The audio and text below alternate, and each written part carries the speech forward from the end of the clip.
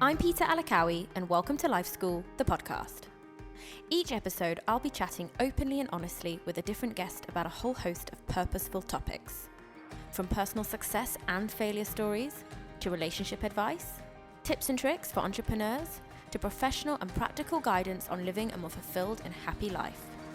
I'll be speaking to men and women from all walks of life, all with unique experiences they want to share in the hope of inspiring you.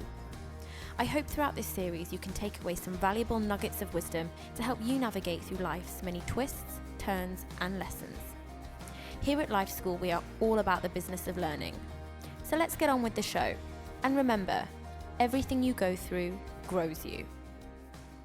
In this episode of Life School, I am super excited to sit down and talk life with the creative director and founder of the UAE's #1 award-winning wedding inspiration website, Bride Club ME, Rhiannon Downie-Hurst, aka Rio. Rio is also a professional wedding industry speaker and founder of Bride Club ME Business, the first consultancy platform of its kind in the UAE for wedding entrepreneurs and creatives. I first met Rio back in 2017 when I was organising a wedding-themed event and needed a media partner. I hit it off with Rio straight away, and I really admired her confidence, industry knowledge, and how she juggled being a badass businesswoman and mum to her son Kai, who at the time was just a few months old. When I approached Rio about wanting to develop my freelance writing portfolio, she gave me the amazing opportunity to write for her site, brideclubme.com, which over the past 2 years has turned into a fabulous role that has led me to travel on behalf of the brand, meet the most incredible inspirational industry leaders and people, and hone my writing technique, something I will be eternally grateful to Rio for. In this episode, we get to the nitty-gritty of what it's really like to start your own business, how Rio copes with difficult and challenging times, and her advice for small business owners everywhere. As always, be sure to follow us on Instagram @LifeSchoolME for behind-the-scenes footage and further information on some of the topics we discussed today. Now let's bring on Rio. Enjoy! Rio, welcome to Life School. Hi, thanks for having me. Thank you for joining me today. You are one of the busiest women I know. So I really appreciate you giving me your time today. To get started, Rio, can you talk us through how you created your company Bride Club ME and where did it all start? Sure, okay, so this takes me back. So I was working for a publishing house at the time as an employee on a print mag, and I had been in the media industry for about, I would say at that point, 12 years, selling advertising space, and kind of developed into business development and doing the whole marketing element as well, and launching digital when that first started. And I just felt an urge in me to launch my own thing. So I came up with a completely different concept to Bride Club for the entertainment industry. And the publishing house I was with at the time was known for being a bit of an incubator and really encouraging its employees, if they had ideas, to approach the CEO with their ideas and their concepts, because they often partnered with their employees that had that kind of entrepreneurial streak. That's amazing. If that made sense. Yeah, it was great. I mean, they were very clever because the profits were in their favour, but still, it was an opportunity that a lot of people took. So I had this completely different idea. We did the business plan and everything, and then my boyfriend at the time asked me to marry him. And of course I said yes. And that's when I started the process, as you would know, Peter, of like planning your wedding in the UAE. And as an expatriate, how obviously, let's just say back then, which is eight years ago now, I think, things were very different. The industry was very different. So I couldn't really find what I was looking for. I wanted an outdoor kind of country-esque, rustic type wedding, and it was just varied, and I wanted more of a bohemian dress, and it was very difficult to find those things back then. And I found that I was using websites like Style Me Pretty in America and confetti.co.uk in England. And it just suddenly hit me like a ton of bricks. Why does this not exist in the UAE? And that's when I was like, I went to the CEO of the company and I just sat down in front of him and I said, what do you think about launching a wedding platform, like an online wedding platform, instead of what we were thinking of launching at the time? And he just looked at me and went, yes, let's do it. Let's launch a magazine. And I said, no, not print. I said it cannot be print because brides do not have time to wait every 4 months for a print mag to come out only to see, no disrespect, adverts that they probably can't afford that 300,000 dirham dress, right? So we need an online platform where they have access to vetted vendors, information, inspiration for all budgets. So he was like, okay, you're not going to take a wage for 4 months, make it work, and then we'll sign contracts. And I was like, you're on, okay. And luckily I had savings, so I just put my all into it and literally was editor, sales, marketing, everything. They allowed me to have the desk space and the visa, obviously, and they handled the accounts, but I did everything myself and tried to sell this thing that didn't exist and managed to raise enough to build the website and everything. And I was with that publishing house for a year, and it was a year later that they brought me into the office and they basically just said, look, Rio, we don't want to hold you back from taking this to the next level. It's too small fish for us. We're focused on the bigger magazines and the bigger this. Just go and fly and take it and do your own thing. And then I launched Club Media. So that's the story of how it launched. And when you first started going out into the market, was the response, wow, we've been needing this? Or did you find yourself educating vendors at the same time? A bit of both. There were people, basically I started from a marketing perspective. I started to create a real buzz on social before the website was launched. So it was like a teaser, this new platform is launching, first of its kind in the region. And I built up a really strong social media following very quickly. And I was getting, and this was before Instagram was like really famous, and I started to use it. Well, yeah, I was going to say like 8 years ago. Yeah, I started to use it when it was but it was mainly Facebook that was popular for us then. And I was getting messages like from vendors and brides going, this is brilliant, how can we be part of it? And then I was meeting big players in the market. Obviously I knew nothing about the wedding industry. I had to go out there and find who were the biggest wedding planners, when do brides get married, usually when is the season, what do people spend on average. And I kind of met like, well, I'm not naming names, but well-known wedding planners, and some of them were quite cold and dismissive of me. I'm just being honest. Who's this girl? Doesn't know anything about weddings? Yeah, whatever. And other people were like, this is just genius. Like, we want to be part of it. Where can we sign the check? You know, so I raised enough.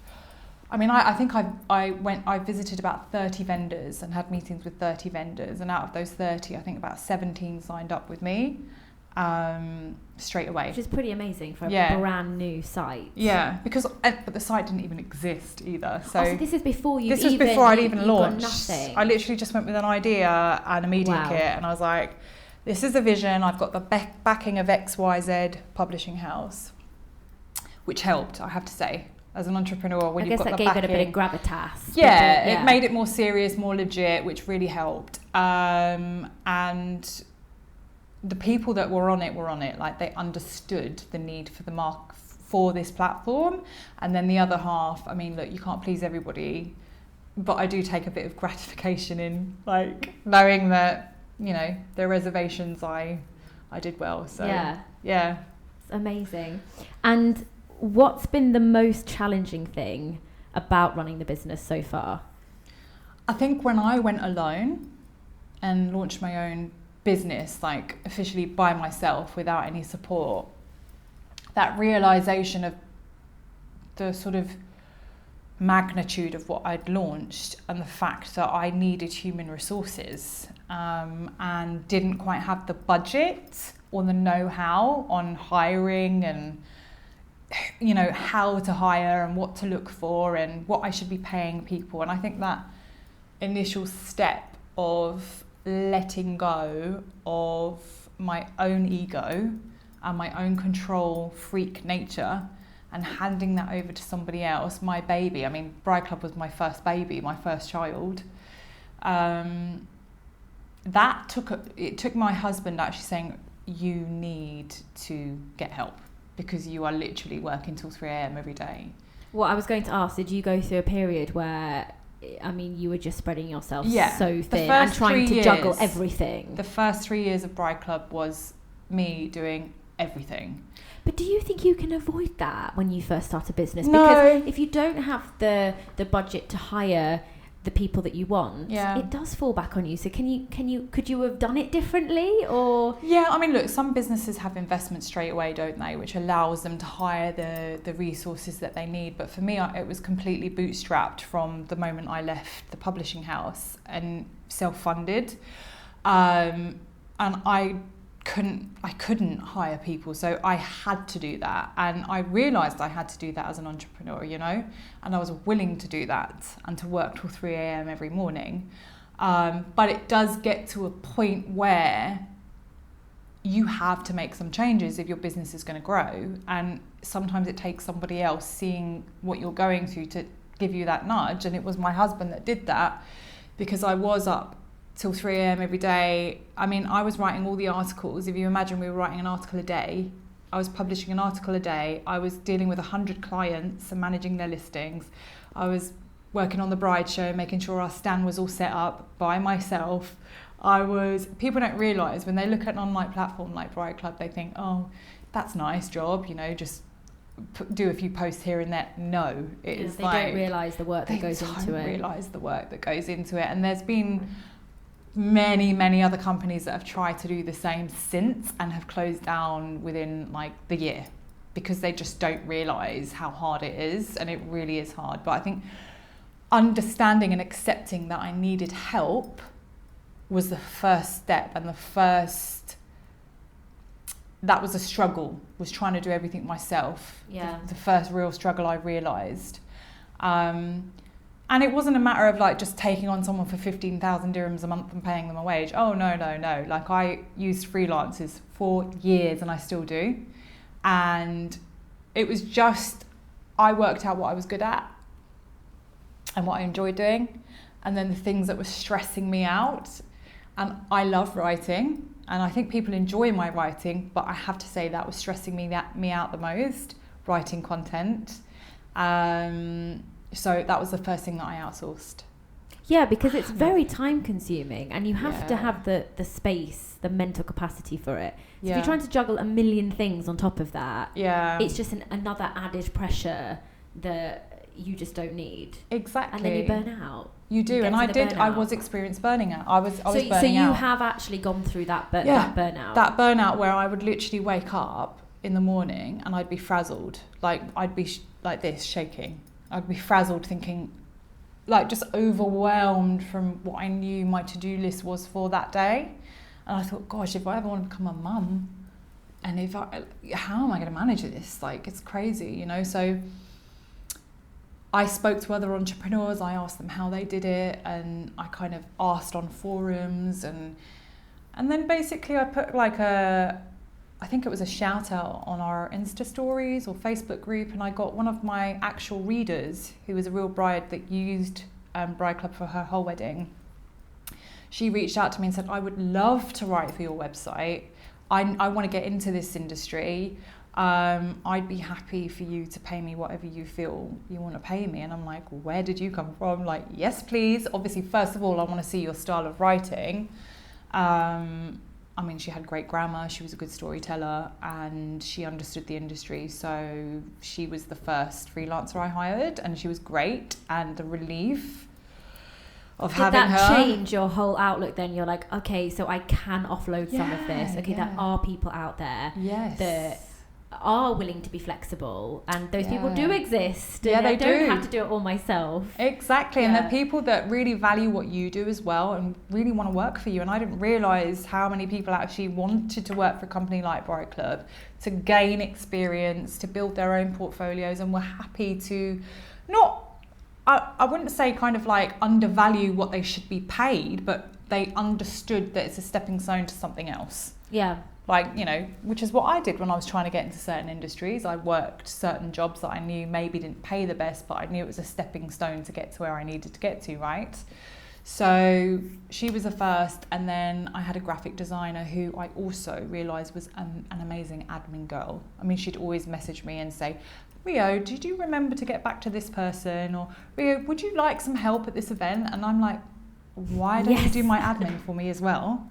So we agreed on a fixed fee for her to do graphic design and admin, and she's been with me still to this day. She's amazing. She's like my right-hand lady. How many years has that been now? So I always forget how long I've been running Bride Club. I think it's 8 years. She's been with me pretty much 7 years. Wow. Yeah, and then obviously, Peta, you do some work for me. I do. I'm like coming up 2 years now, I think. Yeah, and then I have my first full-time employee, which took 8 years for me to hire. Yeah. And I would say sales has been the most difficult to tackle in terms of finding the right person. Yeah, and it's also a big commitment for companies here. It's not just a case of hiring someone. Yeah. You're investing in their visa, their medical. There's a lot. It's a big decision, isn't it, here when you have a business? Exactly, and I think that's one of the reasons why Bride Club has sustained for so long, is because I've kept it very, very lean, and I've been very careful as to where we've reinvested our money. But I've also realised that I do need to outsource in some areas in order for it to grow. And I think having a good salesperson has been a journey. I've learned lessons. And one lesson that I learned is that you can't incentivize a salesperson on commission only alone. I tried that model and it just doesn't work, especially here, because you need to have some kind of basic wage to sustain your living and your lifestyle. Nowadays you do. Maybe back in the day, exactly, you could get away with it, but now... No, now you need it. So only now have I been in a position to be able to offer that. And it's working. Like, we've had a sales girl now for 6 months and she's brilliant. She's hitting target every month. And she came just at the right time. Actually, it was a Facebook forum. She'd asked on the group saying, guys, I'm moving to Dubai with my boyfriend, and I'm looking for a job. And straight away, there were hundreds of comments of people putting her off. No, don't do it. It's the worst time, blah, blah, blah, blah, blah, blah. You know, and I was like, excuse me, actually, I'm hiring and you sound perfect. Please send me your CV. Yeah. And she did. So I think that will give a lot of small business owners hope, because I think sometimes they do think, how am I going to grow this? I can't hire full-time people, but you don't always need full-time. Sometimes freelancers and outsourced people will actually get you better results. Yeah. Just because you're in an office from 9 till 6 doesn't necessarily mean you're utilising that time working the whole time. So you actually sometimes get better results, concentrated work with outsourced people. So I think that will give small business owners a lot of hope. Yeah, I mean, it's like the freelancer market is so valuable, and I just think the work landscape has changed so much. It's just not the way it was in like the early 2000s. It's completely different. And I think businesses, even if you look at like big corporations, are downsizing and outsourcing and using co-working spaces. And, you know, this whole like, I've met people and entrepreneurs because I consult as well for the wedding industry, right? And I've met people that are like, you know, I need this office and I need a full team of this and blah, blah, blah. And I'm like, you don't. When you start out, you don't. Why are you going to output all of that money when you can utilize co-working spaces, when you can outsource to brilliant freelancers for half the price? It's just, it doesn't make sense when you're a startup, you know? It doesn't. So, well, that leads me on to my next question. What is the one thing that no one warned you about but you wish they had when it comes to starting your own business? Oh my gosh. Like, I'm known for being a bit of a hard nut. Like, you're hard on the outside, but you're really soft on the inside. It's true. It's true. And people who know me realise that, right? And that was actually what my husband's best man said at our wedding day during his speech, he was like, Rio is like a Cadbury's cream egg.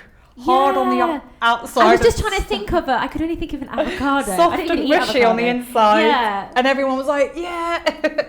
But look, I'm known for being a little bit hard and straightforward and blunt in business. And I would say the only reason I've become that way is because I have had people plagiarise my ideas. My website was completely plagiarised and copied. We had to send a legal letter, cease and desist, take that down immediately, otherwise we will take legal action. I have had people backstab me in business. I have had all sorts happen to me to the point where it's just brought me to tears, where I've wanted to give up. And I've had the best of intentions all the time in conversations I've had with people. And I'm a big fan of Gary Vaynerchuk, and he's always like, if you roll with me and you're on my side, believe me, you will benefit. And this is how I feel. If people roll with me and they work with me and they don't try and outsmart me, use me, whatever, they're going to benefit from it. Why would you do that to yourself, especially in such a small industry? I know I'm sounding a bit bitter now, but I'm sure a lot of entrepreneurs can relate to me. Because it happens. So I would say having contracts is so important. I wish somebody would have just sat down to me and said, Rhiannon, have an NDA before you disclose any of these big ideas that you have. Sign contracts. And this is why, I'm always at meetings like, great, you want all of this from me. What's in it for me? What am I going to get in return? You want me to introduce you to everybody in the industry. You want me to connect you with this person, that person. You want me to, but what is in it for my business and my growth? And I've got to that point where I'm very straightforward in business meetings when it comes to partnerships, collaborations, and I'm just like, yes, I love it, but we need it in writing. I need an MOU. And I wish somebody had kind of educated me earlier about things like that.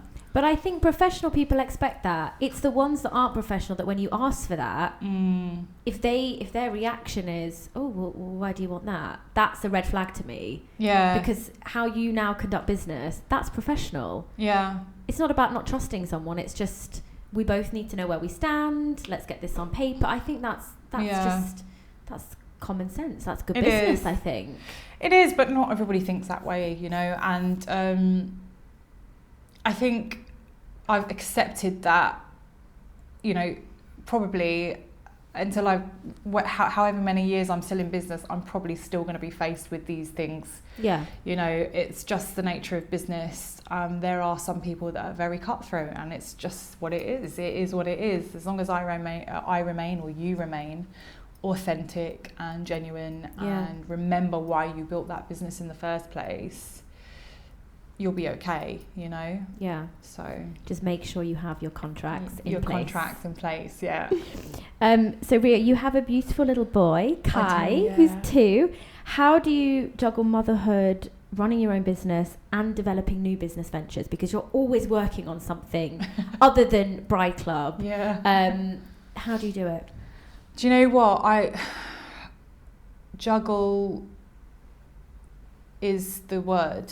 It's not balance. You just cannot be a working mum, especially an entrepreneur mum, and have balance. I don't believe that because one thing is always going to suffer in a way, right? So for me, it's having an extended support network. I tried to be a martyr for the first 8 months of Kai's life and insisted that I would never have a nanny. I would never have help or a maid. And I kept to my word for 8 months until I broke, because I was trying to run my business as well as launch another one and keep a little human alive and be a good wife and keep the house tidy and look after 3 cats. And it was affecting my mental health, And then you're no good to anyone. Exactly. Because you're just exhausted and overwhelmed. Exactly. And I have to say, the moment I decided to hire that help, because my mum didn't fly over and help me because she was sick. None of my family were there. I was living in a tower block in the middle of nowhere without a car. It was hard. So the moment I hired help, I just remember this, I can actually go and sleep for 2 hours. Like I started gradually. I hired the help of like companies like Malak and people, I don't know if I'm allowed to name names. Yeah. But these, like Malak came and helped me for a few hours a day, and I would just gradually relinquish a little bit of, or I would gradually slowly allow someone else to, so it yeah. could be while the baby was napping, she would just look after the baby, and I'd close my eyes and catch up on 2 hours that's sleep. quite a big thing for new. I'm not a mum yet, hopefully one day, but that's quite a big thing when you've had your baby, especially your first, isn't it, to hand it over to someone else, because there's all that mum guilt that people talk about, and also that this is someone new with my baby. Oh God, it's traumatic. Right? I'm so not is gonna lie. that why you eased your way into it? Because you felt really uncomfortable? I did. I don't know if any of your listeners understand the concept of attachment parenting, but I am a working mum who also is an attachment parent. It's a bit of a contradiction, because attachment parenting, the very, very notion of that is you carry your baby around everywhere with you, you co-sleep, you breastfeed, you never ever leave your child. So elements of attachment parenting just came naturally to me. So just co-sleeping, breastfeeding, carrying my child in a thingy. So I actually took him to meetings initially. I had a huge meeting with like an event actually with 50 people, and he was strapped to me and I was speaking on a microphone to everybody because I had no choice, right, initially. But that wasn't sustainable for the long term. And so, yeah, it is a big things for mum to allow a stranger to kind of take over. So that's why I did it gradually. I only hired a trusted company that I knew were fully trained, knew what they were doing, and it was a gradual process of an hour here, a few hours there. Okay, now I'm ready to hire a full-time live-in nanny. And when I did that, it was like, she was an angel, honestly. Life-changing. I woke up, my husband and I woke up, and there was fresh coffee waiting for us. The house was tidy, and she was like, okay, I'm just going to take baby and change him now. And we're like, what? Excuse me? It was an adjustment initially, but I'm lucky because I am an entrepreneur, and I was able to create my own kind of diary.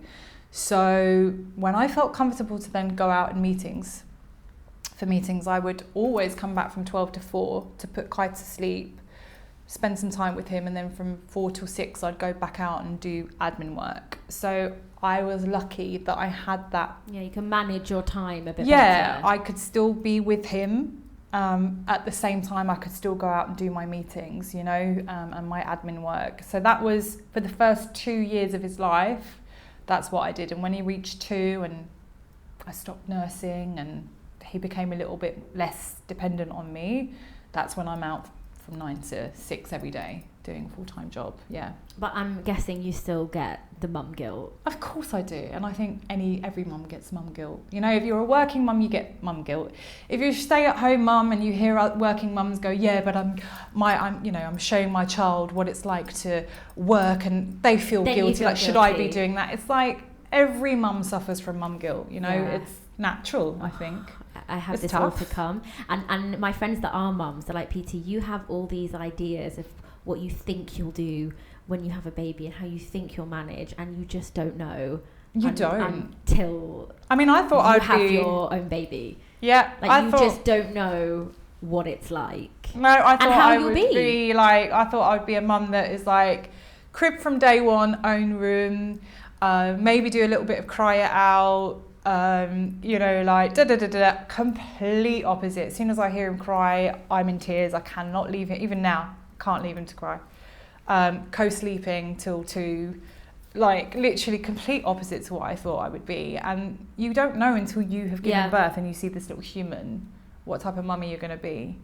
But having that support network is the only way I manage, and having a husband that's very hands-on, who doesn't question me when I say, babe, I need a break. Like, can you have Kai Friday morning while I literally just sleep for 2 hours? Or he takes pleasure in that, and that's so important, you know, to have that extended support network, especially if you're an expatriate entrepreneur running a business and you don't have the support network of your mum, your aunties, your cousins being here to babysit now and again. People shouldn't be martyrs and feel guilty about having a little bit of help. You know, honestly, it's like, it doesn't make you a bad mum. Take the help. Take it. Take all the help you can because get. It makes you a better parent. If you're more rested and you're happy in yourself, you're not feeling overwhelmed and anxious, obviously that's going to make you a better parent. For me, like, every mum is different. Like, there are mums that want to be stay-at-home mums who are content and happy, and that's where they want to be. And people often say, well, I don't have a husband that's rich that can just, you know, look after me and blah, blah, blah. It's not about being rich. No, but some people say that. You know, they're not in a position to be able to be a stay-at-home mum. They have to work, right? Now, I'm one of those mums, but I'm also one of those mums that enjoys my work.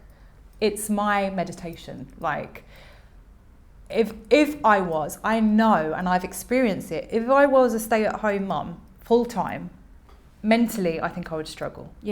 But that's me. That's not every mum. Every mum is different. Exactly. So I am a better mum for going to work. For you. But when I'm with Kai, he 100% has my attention. Like, phone off, devoted. I've noticed you're very good at that, actually. You're like, right now I'm with Kai, we'll talk tomorrow. I don't answer phones, I don't... And I kind of know when I can get hold of you and can't, because you're very good at... it takes time, but I got there, you know, like... I'm sure... And I've listened to a lot of interviews with mums where they're like, I noticed that I was with my child, but I'm like on my email, or I'm not present. I'm with them, but I'm not present. And kids pick up on it as well. I'm guilty. I've done it, you know. Of course, and but I think you make a conscious effort, don't you? To this is my time with Kai now. This is not. I mean, Kai has literally took my phone and gone, no phone, mummy, you know, and that's when I caught myself and I was like. Wow, okay, I am not doing it anymore. So literally, I won't take calls, and I will message people and go, I'm with Kai, like, I'll whatever. You know, it's just my thing. Like, he's got my attention when I'm with him, and I'm really big on like child psychology and like just. Well, I think you never get this time back, do you? Yeah, I mean, having a child makes you look at your own childhood and your own anxieties and your own. And it makes you so cautious, you know, like of giving your child the attention it needs. So I am planning to do actually a whole series with mums. So I will be inviting you back on. Oh, I'd love that. Particularly with mums that work. Because I'm just in awe. Oh, bless. And days where I'm feeling overwhelmed and stressed, I just think, how do mums do it? How do the colleagues I work with, the women I know, because I know loads of women like you who are just, you know, living out all their goals and dreams and working really hard, but on top of that have babies, and I'm just like, wow. So I do want to do a whole series on that, and I'll invite you back, because I think it's something I just find it fascinating, and I'm just I really am. It is fascinating. I love talking to other women, especially women that have more than one. I've only got one child, you know, but we do have to give credit to these super women that are helping us out, you know, like, honestly, like my woman, I call her my wife, Nilu. She's an angel. You know, I wanted a Sri Lankan nanny because I'm half Sri Lankan. Is she Sri Lankan? Yeah. I'm half Sri Lankan, so I wanted Kai to learn Sinhalese, and she adores him. And contrary to, I read a lot of forums and I see a lot of other mums talking and stuff, and a lot of mums are very like, they're employees. You should not treat them like family. I'm completely the opposite. I'm like, she is taking care of my most prized thing in life, and she is my family now. Like, I think sometimes that can be a cultural thing. I mean, maybe. For me, if I'm going to have someone in my home, they become part of my family. I want them to feel safe. I want them to feel loved. And like you said, they're looking after my prized possession. She'll always be Kai's auntie now. If she ever leaves us, we'll still visit her in Sri Lanka. She's family now, and that's that. I have some friends like that. No conversation. They moved back to the UK, but they had a Sri Lankan nanny, and they are still in touch, and they speak, and it's they're part of the family. Definitely. back to Bride Club Yeah. for the next question. Since you launched Bride Club, what has been the biggest learning you found from going through your most difficult and challenging times? I would say quite recently is adapting to change. So in order for small businesses to survive, especially kind of in the media landscape, which is so, it evolves constantly, right? So the way people consume media and information and content evolves. So it went from magazines to websites. Now social media is taking over, video content. So if you are a media company specifically and you are not evolving and adapting to change, then you will really, really struggle. And, you know, a lot of publishing houses have closed down, small, you know, magazines have shut down because they haven't had the foresight to look ahead. And I think one of the biggest challenges was adapting and evolving and continuously educating ourselves about how our readers are consuming the content, but also taking that leap into areas that maybe I wasn't so familiar with, and having to kind of educate myself completely on like podcasts, for example, or video, vlogging. Yeah, it's like, oh, here's Algorithms. another thing I've got to learn about. Yeah, you know, but if we don't, then we're going to get left behind, right? Or our competition will take over. So I think the biggest challenge is adapting and evolving. And we recently launched our concierge service, which has kind of, I think we're disruptors to the wedding industry a little bit. It is genius. Can you tell us a bit about it? Well, I was so like overwhelmed when the world's biggest wedding planner, you know who I'm talking about. I know who you're talking about. When he heard the concept, he said it was genius and he loved We it. can say who it is. Yeah. Preston Bailey. We can say. He said he would use it. So, and he will use it if he ever plans a wedding in Dubai. So, yeah, I mean, the concierge, we're not quite wedding planners, but we're not just media anymore. We're actually facilitating direct human conversation with brides, whereas before they could just navigate the website, find suppliers. Now and again we might get an email, but now they actually have someone that they can call, WhatsApp, talk to in detail about their wedding. And this is where we matchmake them with vendors according to their budget, style, needs. We're not planning the wedding for them. We're not taking away the wedding planner's job, because most of the brides that use that aren't looking for a wedding planner, they're looking to DIY. But then we do get the brides that want wedding planners as well, but value our recommendation of the type of wedding planner that they should be going for. And we're used a lot for venue sourcing. So they come to us to find the right venue for the wedding day. So Yeah, I think matchmake is the key phrase there. Yeah. Because I think I found this, you just don't even know where to start. No, it's overwhelming. A lot of brides don't have time. They don't have time to go and view, 30 venues and meet people. And so I just think it's absolute genius. No, I wish I'd have had that when I was planning my wedding. Yeah, I wish we launched it sooner. And, people are confused. They're like, I don't get it. Like, it's free for the brides. How do you make money? And I mean, nothing's really changed in how we make money. We still charge the vendor to be part of our platform. It's just, I have to say the workload is 3 times as much, because we actually have to physically get involved now and speak and have long conversations and do a lot of legwork. And we haven't all of a sudden started making loads of money, but we are actually bringing quality leads to the vendors that are working with us. I'm not saying we didn't before. Which makes them want to continue advertising. It's on your quality site. over quantity, and they now know that the lead we're going to send them is pre-qualified, a perfect match, and is highly likely to convert into business. Yeah. So we don't quite know where we're going to take the concierge, and if we will have different tiers of services that we offer brides, but I see you having a team. I see you having I'm having like a Mystic Meg moment. I see you having a team of concierge. Yeah. Bride Club and Me concierge. Well, that's what my business partner Adam wants, my husband. But again, that's another conversation, right? So that's taking the business to the next level, which requires a level of investment. So this is where we're at the moment: is do we get investment? Do we just hustle and try and do it ourselves? We're in that phase of the business, the growth phase of business, where it's like we need money really to do take what it we need to that, to do. Yeah, that next level.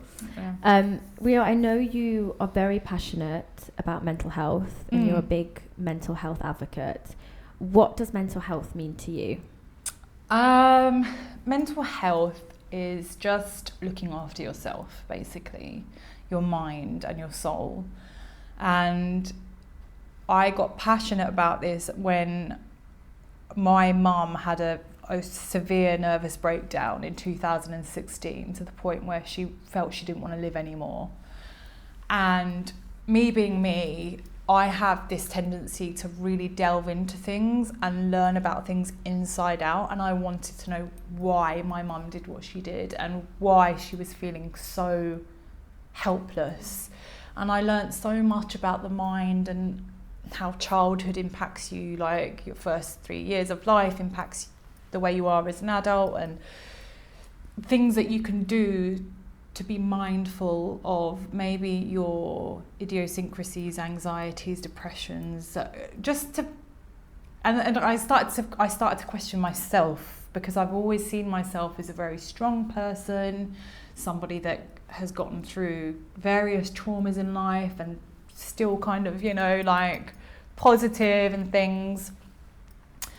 But it forces you to take a deep look at yourself, and your own mental health. And then I started to realize I think I may have mild anxiety, because I find myself wanting to control a lot of things and for things to be perfect, and that is a symptom of being a little bit anxious. And I can also come across as being maybe rude when it's just anxiety. It's because I want things to be a certain way.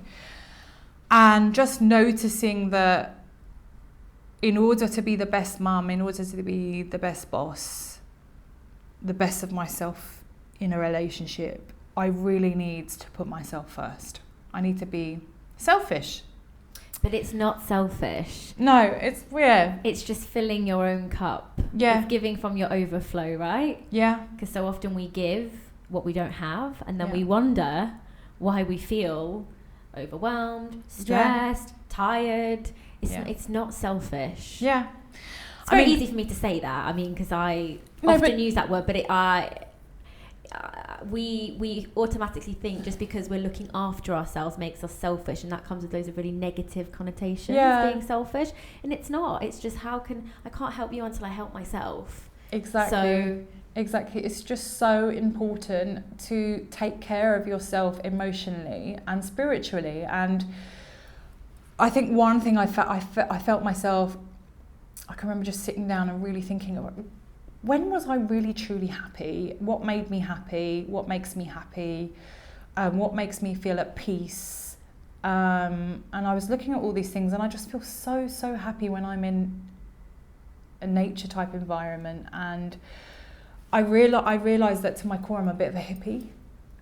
So when I go to like Life and One and just take my laptop and I'm surrounded by bohemian music and trees and sitting cross-legged, barefoot, writing an article or reading a book, I'm really happy.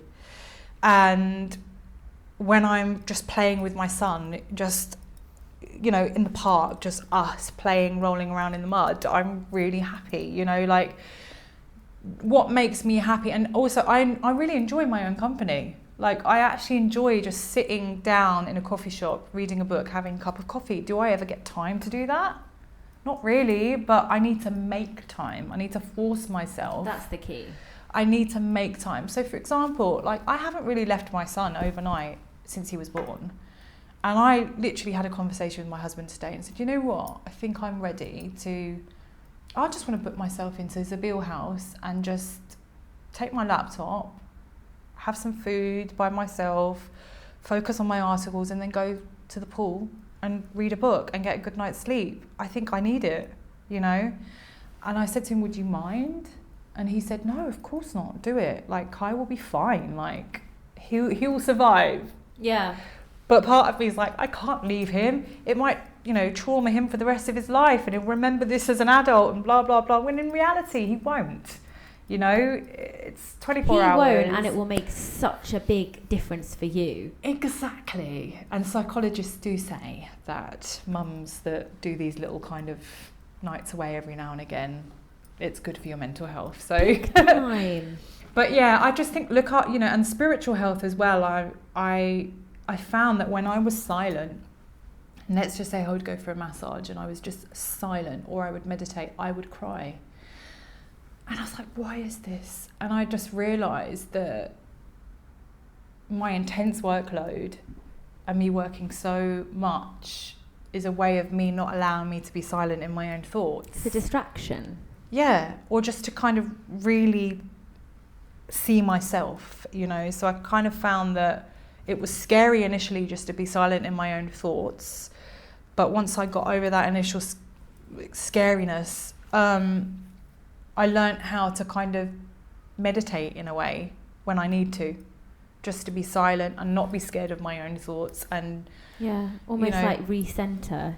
Yeah, you need that time. You need that. We're human beings. We're connected to the earth, and I feel like, especially with entrepreneurs, we're so focused on business and deals and this. It's sometimes just going to the beach barefoot and just feeling the ocean waves on you is enough. Yeah, like for me, it's going riding. It's the one time I don't think about anything else. Yeah, I love your riding. And now actually, I found it with driving as well, actually. Yeah. I've become, it's almost like there's no one else there. It's just me. I can listen to a podcast or an audio book, or it's just that, how often are we really just relaxed and not being harassed by everything, a million different things? Yeah, because now you can't get away from it, so you have to be making a conscious effort to switch it off, because you know, we've got phones, we've got emails, you know, it's not going to go away. Yeah, so you have to be mindful, do something about it. Mindful, yeah, of that's your the word, own. Mindful. Yeah, you have to be mindful of your own limits. Yeah, you know, and I know I can see the signs when I'm reaching that point of like just blowing, you know, and that's when I know I need to just take a step back. What is it for you? Because for me, it's when really small things. I find myself getting really annoyed with really small, silly things. Yeah. And I'm like, right, Peter, you obviously need some time out. Yeah. You're getting overwhelmed because this is not a big deal. Yeah. And you're getting like irritated. Yeah. What is it for you when you know, right, I need a time out now. I need to look after myself a bit more? When I feel like I'm ready to snap at my husband or my child, and that's when I'm like, I need to sort something out here, because it's not fair me taking my stress out on them, you know. And often you do take it out on the people you love the most. To you, yeah. And I think it's like social media shows one side of our life. The highlights. Yeah, what I do is I tend to have like a highlight reel, and then every now on my You're very honest, I think, actually, on your social media. Yeah, to a degree. So there's some things I just would never talk about, just because I like to keep them to myself. Personal. But then I do have a highlight reel on my personal account, and then every, like now and again, I'd say every 2 months, I will have like a long, deep post. And I love those posts that you do. I do often wonder, should I do this more? But then I don't know, it takes so much out of me emotionally to do it. And I would really like to write a book one day, so I think I'm just holding back. Holding it back for the book, yeah. Yeah, but I get so many DMs and messages and people going, oh my God, you know, like, thanks for talking about that, or I can relate to that, and I just feel like so many people are just kind of putting on this, I wouldn't say it's a facade, they're choosing to highlight the best parts of their life, right? So they're not being fake, but we need to talk a little bit more about our struggles. I think so. Because when you know that other people are going through similar, it's not you take pleasure in that, it's that you take comfort in knowing that you're not alone. You don't feel alone. You know? And one of the things I've realised in the past, I think I've always been quite empathetic, but maybe in the past year, is be kind to people, because you don't actually know what they're going through. So someone might come Exactly. across in a certain way, Yeah. but you don't know the reason behind that. So Yeah. just give people a bit of a break. Yeah. You know, you'd have no idea what people are going through. Oh, no, you don't. So, you know, just because someone might be, you know, a little bit short with you, or, you know, I mean, we all get frustrated, especially with things like customer service, but, you know, you just never know what someone's going through. So just be kind, because there could be all sorts of things going on, and that's how they're dealing with it. Yeah, exactly. Exactly. I mean, obviously, as long as they're not hurting you or like being completely out of order to you. Yeah, of But course. I mean, yeah, I find that when I am really, really overwhelmed and stressed, I can be quite snappy and straightforward, and my mind is in a million places, so I'm not giving the full attention to where it needs to be. Yeah. And then that's when I realise I just need a break, or I need to go and have a bath, or I need to, you know, Daddy needs to have Kai for a few hours while I maybe just sit in a coffee shop and speak to my best friend, you know, Yeah. like just something, just to kind of, Yeah. you know, so yeah. I remember being in the back of a taxi, voice noting you, crying in a voice note, because do you remember this? Yeah, I do. And I literally have never felt so overwhelmed and like I was being pulled in a million directions. And I also kept saying yes to things, knowing I couldn't fulfill them, but thinking, no, you can, because that's only that, and that's only that, and that. But then when you add all these things together, and I remember you just being like, Peter, calm down. First of all, calm down, deep breaths, it's all right. And I was just like... And telling you that I've been there. Telling me that you've been there, because I just felt... just completely overwhelmed. And I think sometimes this city it's so fast paced. Yeah.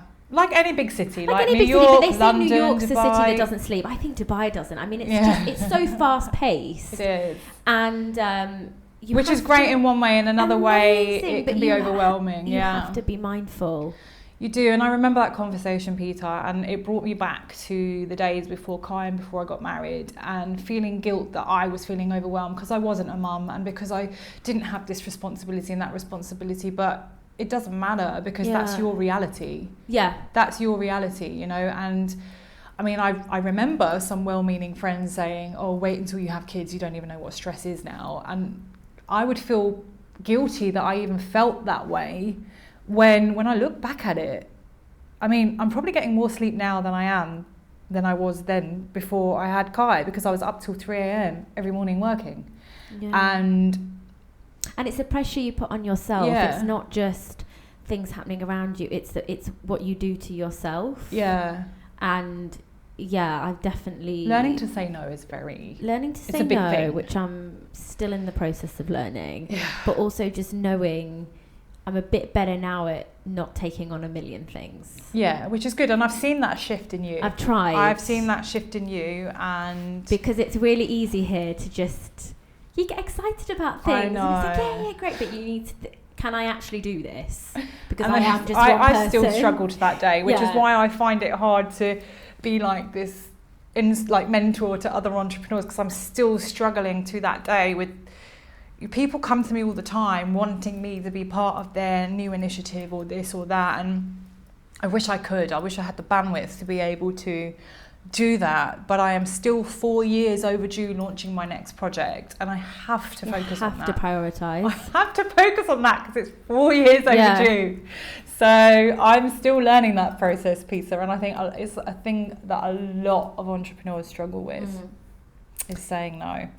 Well, this leads beautifully on to my next question. What would be your one piece of advice for anyone about to start their own business here in the UAE or anywhere for that matter? The number one, We've done contracts. I know. We've done learn to say no. It wouldn't be my number one. I know what it is. Okay. My biggest piece of advice, and I think we're living in a society where being an entrepreneur is revered, and it's trendy. And I have to say, unless you have the mental capacity to be able to take on the stress of running your own business, and dealing with these trials and tribulations on a daily basis and troubleshooting on a daily basis and not having financial stability. Like, I'm just giving you some real talk here, Peta, now, yeah, and your readers. It's not glamorous. It is not fun. It's hard work. So my first piece of advice is, are you doing it for the right reason? Are you wanting to become an entrepreneur to prove something to everybody else? Or is it because you genuinely feel passionate about solving a problem or bringing, in your case, you know, advice from other people to other people? What is, really look at the reason as to why you want to do this. And for me, it was because I felt ready to launch my own business, and I found a gap in the market that I found myself becoming really passionate about. I wasn't quite aware of how hard it was going to be, but I've realized it's in my blood now, which is why I'm becoming like a multi-entrepreneur, and I'm launching various different businesses.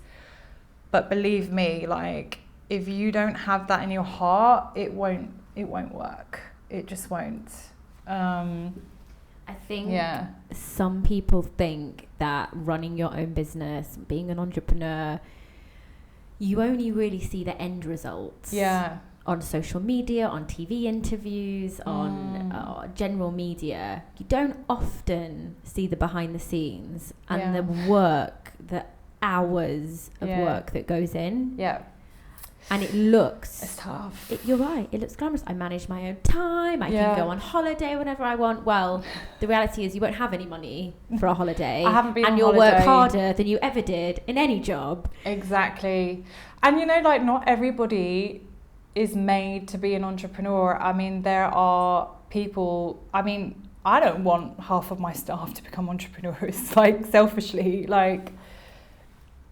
Some people do really well having structure and systems. Yeah, totally. And there's nothing wrong with that. Nothing wrong with that. And that is successful. You know, like, and let's talk about success. You know, everyone's definition of success is different. To me, success is not like Bride Club winning an award. Success is me being happy. Like, if I'm genuinely happy, and I also say I like stability. I like to feel a level of stableness. I feel like when everything's really unstable, I get really, And I guess I'm never really going to have that in terms of financial stability until maybe I sell my business or whatever. But just having a team that I can rely on and having a husband that backs me up, that is what I consider stability. That's and that stability, brings me happiness.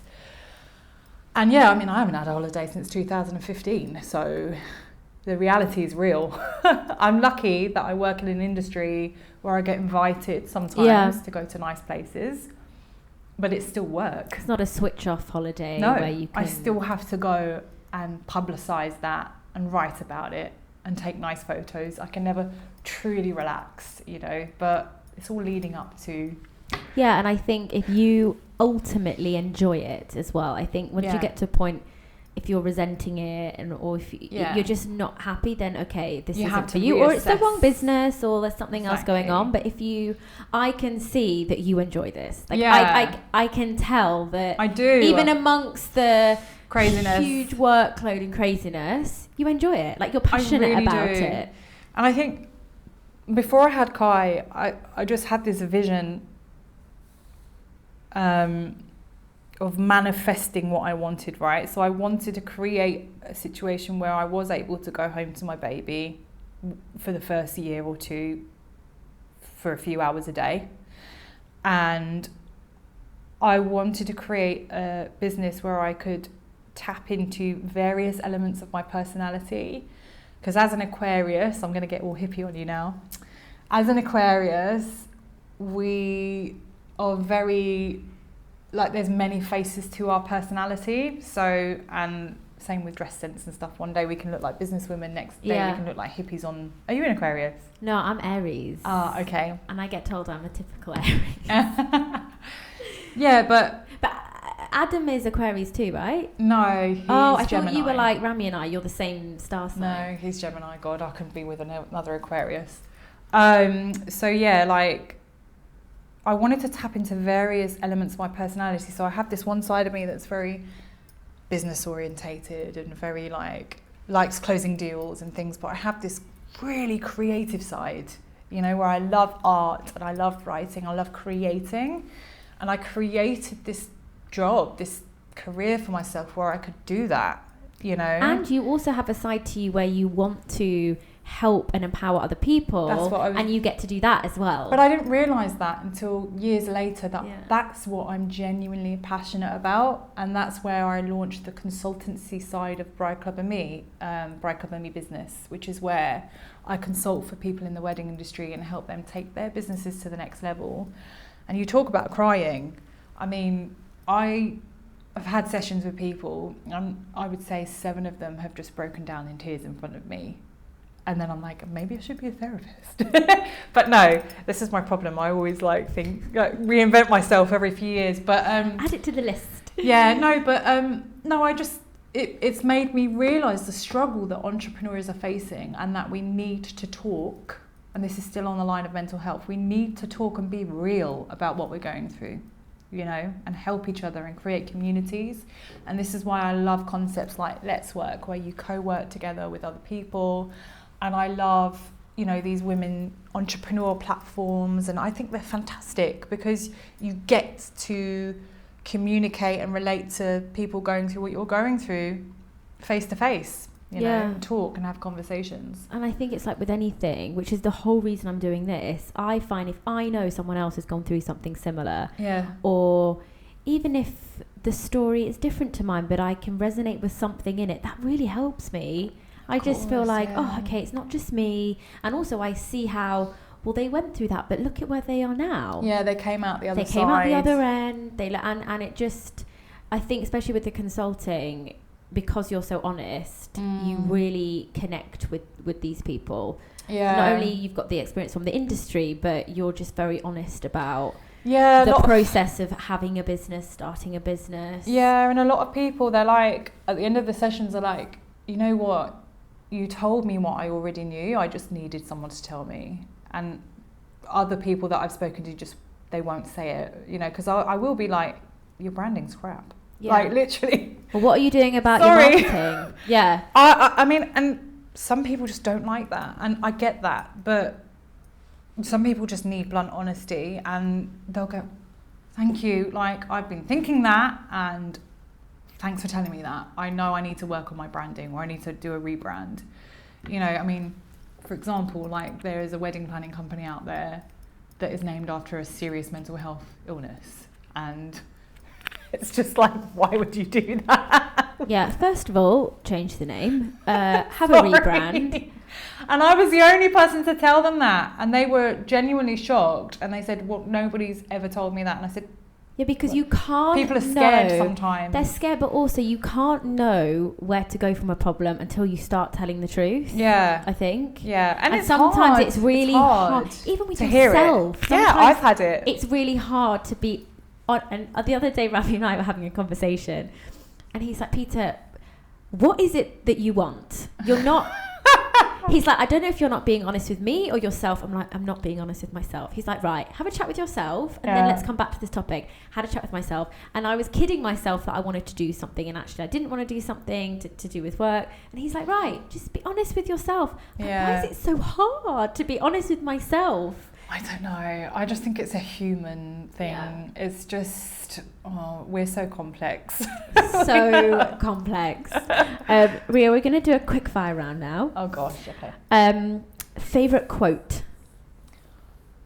See, this is difficult. I've got 2. Am I allowed to say You're allowed to. Okay, firstly is quite frankly, dear, I don't give a damn. And the second one... And the second one is, my uncle told me this, and he said, never give with expectation, because you will only be disappointed. So when you give of yourself, it shouldn't be you're giving and saying, well, what am I going to get in return? Now, I know that goes against my previous discussion with you when I said, when I'm dealing with big business things and I'm like, well, what's in it for me? That's different. But that's entering into an agreement. That's different. You just mean in general. Yeah, like, you know, you give a gift to someone, don't expect that on your birthday you're going to get something of the same magnitude. And also, it's kind of like this, it ties into... Or even your time. I feel like I have high expectations for a lot of things, but I need to learn not to expect other people to be on my level of like what, you know, you get what I'm saying. Not everyone holds the things you find important. And that's something I need to work on. I know that, you know, so. Yeah, but that's why relationships are so complicated, because it's like what makes even friendships, you know, what you value. Some of my friends really value communication all the time. Yeah. Some of them just want to meet up every couple of months and have face-to-face proper time. So it's trying to figure out, like you say, it's so complex. And accepting them for that. Accepting that and being, realising that like the expectation thing, just because I've given loads of time doesn't mean that I'm going to get that back from that person. Maybe that's not how they... you will always be, and that ties into you will always be disappointed. You will always be disappointed. And I mean, I have a friend that is constantly posting stuff on social media, you know, if people value you, they'd make time for you and things like that. And I just think that's not true, because we all have different types of friends. I mean, I have older friends, younger friends, family friends, single friends. Okay. And there are those people that I might not see for a year, and I meet them and it's like nothing changed, and we feel comfortable immediately, and we don't have to have that conversation of why haven't you been, you know, we just know there's a silent understanding. They're proper you just friends. know. And then you have friends that are like your ride or die, like every day, what's up? But I don't agree with that you'd make time, because sometimes I've had friends who have cancelled on me last minute for something, and I know it's nothing to do with me, that they're not in a good place and they just want to go home and sleep. And that's totally, that doesn't mean that they don't love me, they don't care. That's fine. Yeah, you know? Is. And some people suffer from anxiety as well. Some people and don't want to go out. Tell you. Exactly. So I always see those quotes and I'm like, no, I don't agree with that either. Good, I'm glad we're on the same page. We're on the same page there. Best piece of life advice you've ever been given? Oh my gosh, I don't know. I'm still waiting for it. Honestly, Say no more. I like that. I'm still waiting for this, like, you know, epiphany. I like that.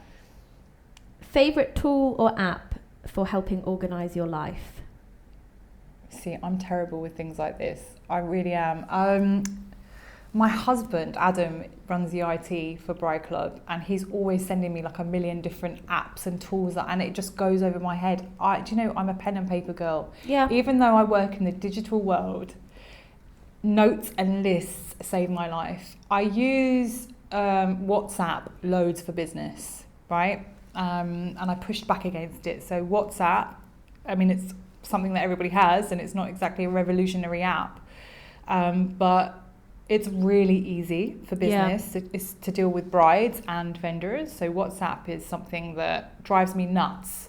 But couldn't do business without it. I have to use it. It's something I use daily, and all the others, it's just, there's too many to mention. There's just loads of random different tools and things. I still think you're now my fourth guest. I still think there is a niche for someone to organise, to create something that can help entrepreneurs organise their life, because everyone said the same thing. They're like, there's all these apps and tools, but I just write things down. I know. Have my calendar. Like, there isn't one thing that's that like consolidates everything. So I feel like someone needs to create something. Okay, let's go into business together. Next Another thing. Biggest pet peeve when it comes to business? Oh my gosh, biggest pet peeve.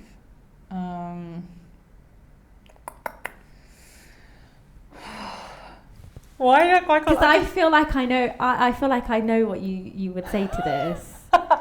Oh, people not responding to emails. Just like acknowledgement. Just acknowledgement. Like, I just think it's common courtesy, and also people that value their time over yours. Like, they or don't respect your time. Yeah, they don't respect your time. Like, they don't think your time is as valuable as theirs. So just a general level of respect, you know. I mean, I've been the one to follow up with people and say, our meeting's still on tomorrow at 2 p.m. Actually, I'm in another country. And I think to myself, if I didn't follow up with you, would I have turned up at that meeting? Yeah, would you have let me know? And it's just respect people's time, that's all, because you're not the only person that is busy. And communication. Yeah, or just acknowledging an email. Listen, I've got a to-do list like that. I've got so many people I've got to get back to, but I really do try to be conscious of saying, I've received your email. I'm working on it. That's why I love a voice note. Yeah, exactly. Even if it's not an email, it's the voice note, yeah. Most important life lessons so far? Life lesson. Do you know what? It has to be that your health is the most important thing above and beyond anything. Your physical and mental health. Because without that, what's the point? You can't do anything. So just taking care of your health. Like, I made a big decision to give up my 20-day smoking habit in 2016, and it was life-changing. Like, just the way I could breathe changed, you know. And my husband was diagnosed with testicular cancer, which brought everything, like, just made everything stop and put everything into perspective. It's cliche, but it's true. When you're faced with this, it makes you realise that you really need to take care of yourself. And then also when you see the reality of your parents getting old and your grandparents getting old, and perhaps look at the ones in your family that have taken care of their health mentally, physically, and then the ones that haven't, and how they're struggling, and how as the child you're seeing that, and how it makes you feel, I never want to put my son through that. So I take my health, like, I could lose some weight, I know that, but I take my vitamins every morning. I try to be active. I try to be mindful and to focus on my mental health. So to me, that's been my biggest life lesson. It's hard. It's so it true. is hard. And taking care of, making sure your mental health is prioritized just as much as your physical. Exactly. It's all not one. just it's about all intertwined. Yeah. And, you know, we often forget the spiritual element as well. The soul is connected to everything, your physical and spiritual. I mean, for some people it's religion, it's God, it's praying. For other people it's meditation, and for other people it's just being connected to the earth, you know, just not forgetting that side of you as a human. So true. If you could give your 18-year-old self one piece of advice, what would it be? Don't give up about what people think. Yeah. Sorry. I think when you're that young, you're so consumed about what other people think about you. And I think even now, like, people like to say, I don't care what other people think, but the truth is, we do. But trying to kind of, I think since having Kai, actually, I've been less focused on, like, before I wouldn't dare leave the house without makeup. Now, whatever, mate, you know, like, there's bigger things to worry about. Just placing less value on other people's opinions of you as a person, and being kind of real to yourself. So now I know that people who truly know me and truly love me, they know that this facade, this Rio, this hard shell, they know that that is just part of me. You know, they know the goodness in me. And if other people only choose to see one side of me and don't want to try and get to know the other side, that's fine. I'm not for you, that's fine. I've learned to accept that. Back in the day, I would be a people pleaser. I would try, but why do they think this of me? The disease to please. No, they need to meet me again, because that's, or hearing somebody say, you know, that she thought you were right. What? Why? Yeah. I'm not like that. You know, now it's like, okay, fine, whatever. Yeah. There are bigger things. They don't know me, that's fine. About. Yeah, exactly. Like you say. Okay, Rio, you ready for your last question? Go on, yalla. Rio, what do you know for sure? That my husband really does bad farts. Mine too. What do I know for sure? That's such a tough question, Peta. I know. Like, I feel like I should give some deep and meaningful answer. I know for sure that this world is just incredibly beautiful and amazing, and that we can often get consumed with the negatives in life and how hard things are, and we just need to focus sometimes on the beauty that is around us. Like, I know for sure, and when I'm feeling really stressed, I always try and look, and this is why I call myself a philocalist on my Instagram account. It's someone who sees the beauty in everything. So try and focus on the beauty that's around you, not the negatives. Rio, thank you so much. You're welcome. You have been so honest and real. Thank you. Thank you so much. Where can people find you on Instagram with all your different handles? So what's your personal one? So my personal account is at Rio Captures. Bride Club ME is at Bride Club ME. And then the consultancy B2B side is at BCME Biz. Mm-hmm. And my new website launching is at Home Club ME. Coming soon.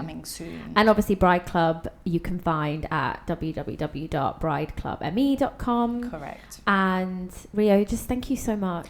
Thanks for having me. I just love your realness. Oh, I love you. I love your sweetness. I love you too. And I love your really WhatsApp. Hey Rio! My 10-minute voice notes. I love but them. I love that you're a voice noter too. I feel like we just get so much more done with our voice notes. We do. Some people hate them, but I love them. Yeah, some people hate them, but no, I'm all about the voice notes. So yeah, thank you, Rio. Thanks, babe. All the information on Bride Club ME can be found in the show notes below, along with Rio's personal Instagram handle. And why not check out Bride Club's new sister site, Home Club ME, your ultimate online resource for all things home and lifestyle in the UAE. Find them on Insta today at Home Club ME. And finally, I would be so grateful if you could show some love and please rate, review and subscribe to Life School ME the podcast to help us reach and hopefully inspire more listeners. Thank you for listening to Life School, conversations to inspire action.